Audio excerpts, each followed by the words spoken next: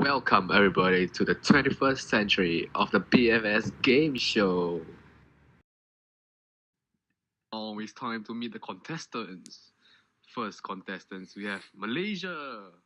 Second contestant we have Singapore. Now it's time for the rules.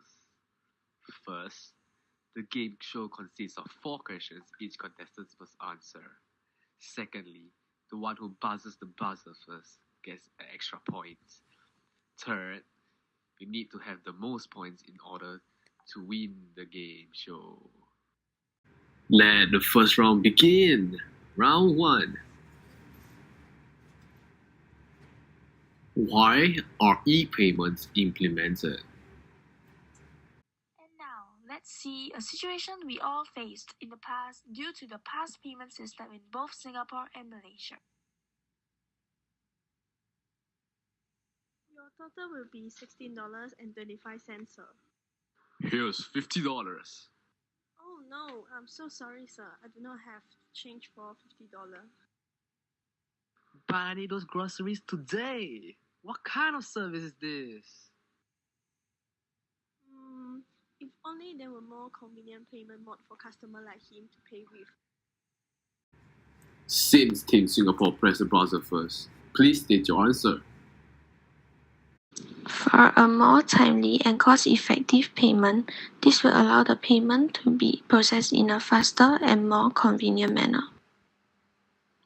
Currently, there are 42.8 million mobile phone subscribers out of 32.1 million population of Malaysia. So with e-payment, it will give most of the residents an easier way to make daily transactions. Wow, that's very impressive from both teams. So now let's move on to the next segment.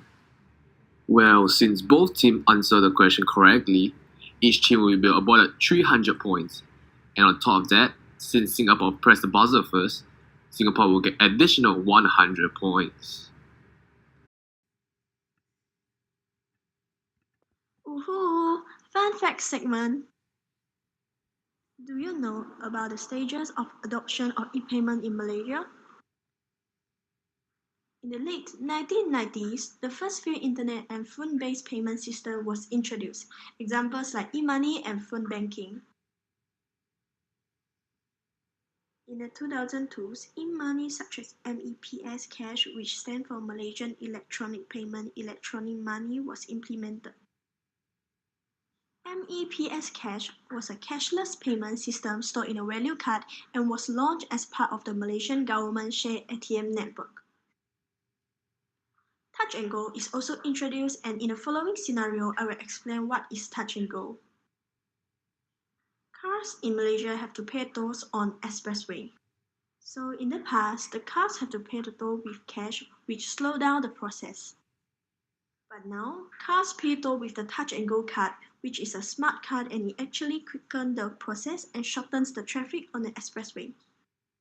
Now in the year 2018, consumers started growing more interest in using online banking as a form of e-payment.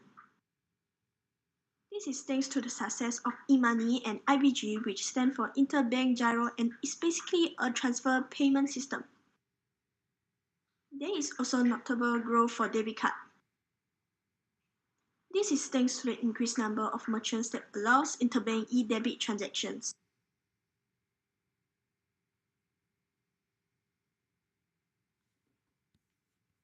Let the second round begin. What are the challenges when it comes to adoption of e-payments in your country? Money laundering was a growing concern in Malaysia as it is often associated with drug trafficking, bank saving abuses, real estate fraud, and tax evasion. The high number of transactions and the flow of wire transfer through fully automated systems have made it hard for it to be detected by law enforcement and confuse audit trails. The solution is that bank staffs have to report any detection of potential money laundering using direct telephone notification to the bank regulators and financial enforcers. The consumers and small business in Singapore are not able to embrace e-payments because of concerns over unauthorized transactions through their own bank account. The solution that the Money Authority of Singapore proposed is that consumers and small businesses will not be held liable for unauthorized transactions as long as they keep their account details secure. It outlined the liabilities held by these customers in the event of unauthorized mobile transactions and set out the bank's responsibilities in notifying customers of e-payment transactions so that account holders can keep track of digital fund flows. Wow, that's very impressive from both teams. So now let's move on to the next segment. So at the end of round 2, both teams are awarded additional 300 points, and on top of that, Malaysia gets additional 100 points for being able to press the buzzer first. What are some examples of e-payment in your country? Hi, I'm here to talk about examples of e-payment in each country. Firstly, I'll be talking about the types of e-payment in Singapore. We have DBS PayLah, PayNow, Singtel Dash, and lastly, e-wallet services such as Apple Pay and Samsung Pay. I will now further elaborate on the most frequently used e-payment method, which is DBS PayLah. So, what is DBS PayLah? DBS PayLah is an application which allows you to transfer money via your phone numbers and scan QR codes to make payment at outlets where it is accepted. There are 3 simple steps you need to take in order to create a DBS PayLah account. First step, download the app and use a POSB or DBS bank account to link it up. Second, register in your particulars and top up money into your account. And lastly, you're done! You can now easily transfer funds and pay via DBS PayLah. So moving on, we will be talking about the types of e-payment in Malaysia. There are ePay, Vcash, FavePay, CIMB Pay, Maybank Pay, and Boost. And now, I will further elaborate on the most frequently used e-payment method in Malaysia, which is Maybank Pay. So, what is Maybank Pay?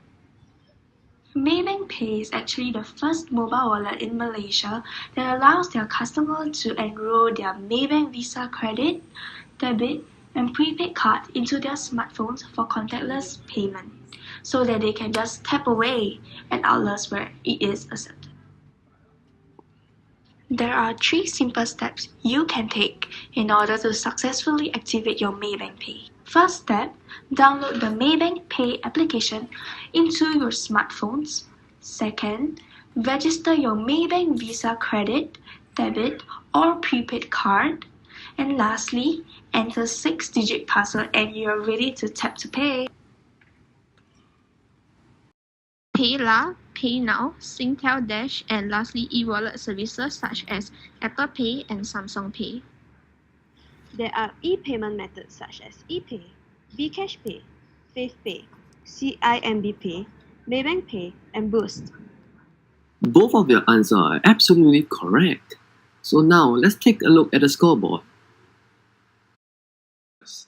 Well, at the end of the 3rd round, both teams are awarded at 300 points, and on top of that, Malaysia gets additional 100 points for being able to answer first. Wow, I'm really amazed that both of you guys get to manage to answer the question. So now for the final round, are you guys ready? Let the final round begin. Round 4. What are some of the regulations of e-payments? The Monetary Authority of Singapore had released a public consultation on 13 February 2018 to help guide e-payment users with some guidelines that they came up with, and it has taken place for a month from the date of launch to 16 March 2018. This is to ensure that users will feel more comfortable and safe about the idea of using e-payment, and it also helps encourage consumers and merchants to make use of more e-payment in their transactions. The new guidelines include having notifications on a transaction made via e-payment to ensure that in the event someone made use of the consumer's account without them knowing, the individual will be able to take action immediately. These guidelines also include having users to be more responsible of their own account by setting a strong and unique password to ensure that their accounts are safe. Payment Systems Act 2003 was imposed regarding the security legal framework on Malaysia's e-payment. Operators of the system will have to comply with requirements such as governance and operational requirements. Through the requirements imposed by the government, operators shall establish adequate governance arrangements in which are effective, accountable, and transparent to ensure the continued integrity of such designated payment system.